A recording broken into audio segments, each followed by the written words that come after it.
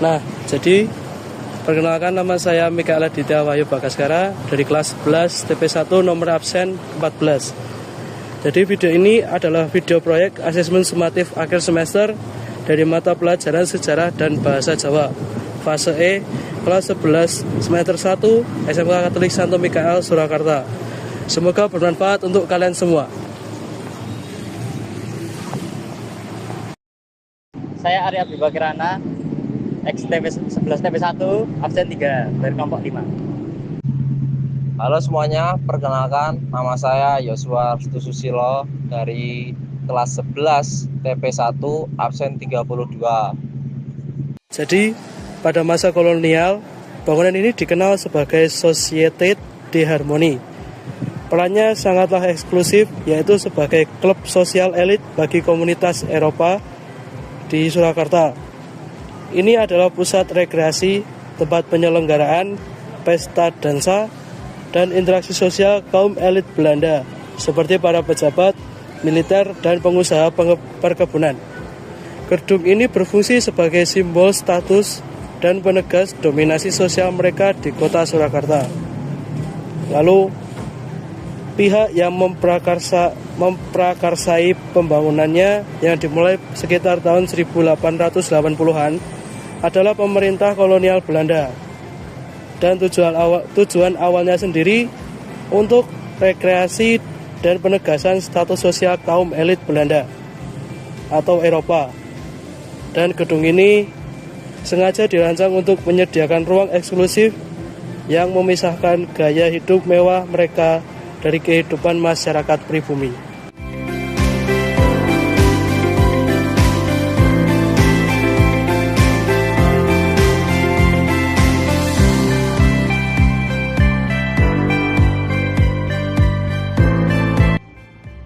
Nah, jadi dulu gedung ini itu dianggap atau memang dijadikan sebagai simbol dari Société de Harmonie, di mana derajat seorang bangsawan dengan pribumi itu dibedakan di sini. Nah, jadi gedung ini tuh dulu khusus bagi para bangsawan Belanda. Lalu untuk dampak positifnya sekarang itu gedung ini tidak lagi dianggap murni sebagai peninggalan penjajahan di Indonesia, namun dijadikan sebagai monumen bersama, di mana para masyarakat di sini itu berjuang bersama dan melawan para penjajah. Nah, jadi gedung ini menjadi saksi bisu atas perjuangan bangsa Indonesia dalam melawan penjajahan Belanda di wilayah ini.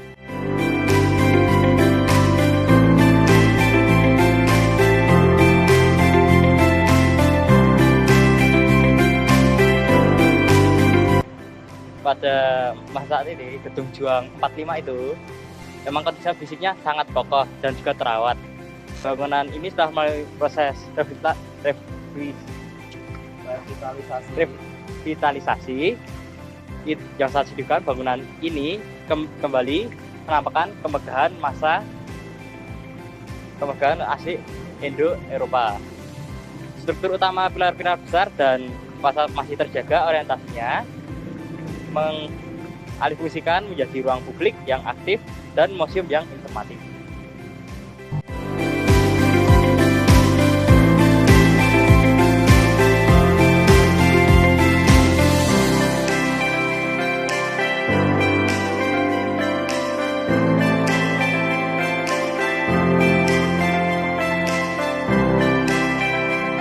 Sugeng enjing Bun India lan Pak Andra.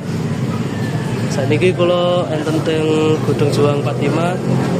Niki Mas sinten nggih? Saya Mas Adam. Oh, Mas Adam. Enten wawancara nggih Mas nggih? Oh iya. Nah, niki saking gedung niki apa enten dampak positif ing masyarakat sekitar? Gedung ini menjadi dampak positif sebagai masyarakat sekitar Pasar Kliwon ya Mas. Jadi salah satu tempat bersejarah di daerah sini yang mempunyai banyak cerita juga. Terus manfaatnya bagi warga sekitar kan ada kunjungan dari luar kota Solo, orang wisata bisa datang ke sini juga. Jadi salah satunya meningkatkan perekonomian. Menurut Mas Adam ya, nopo enten dampak negatif ya saking gedung juang niki tinggi masyarakat sekitar ini gitu. Ya, sebenarnya untuk dampak negatif tidak ada, karena malah gedung ini banyak manfaatnya bagi warga Solo, karena salah satunya yang tempat yang cagar budaya, salah satu cagar budaya. Jadi tempat ini tempat yang bersejarah. Saka gedung juang niki, apa masyarakat ning sekitar iki saking sanes asal positif karo negatif. Jadi untuk dari gedung juang ini sebenarnya tadi nggak ada dampak negatif sama sekali, malah ini sebagai dampak positif, banyak sejarahnya, banyak ceritanya dari gedung tersebut. Mantur suwun nggih Mas Adam. Sami-sami.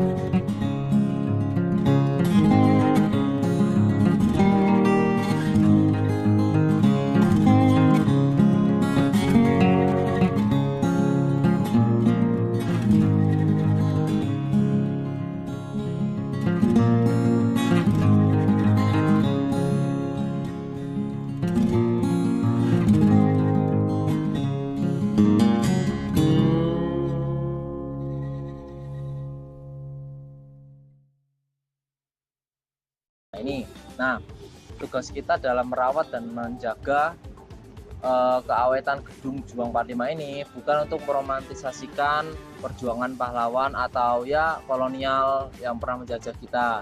Namun itu adalah sikap dari kita menghargai perjuangan para pahlawan yang dahulu kala pernah berjuang dan menumpahkan darah demi memerdekakan Nusantara yang menjadi negara berdaulat Indonesia sekarang ini. Nah, segitu dari videonya. Semoga dapat menjadi bermanfaat, dan juga maaf jika ada salah kata atau kata-kata yang tidak pantas. Sekian, terima kasih.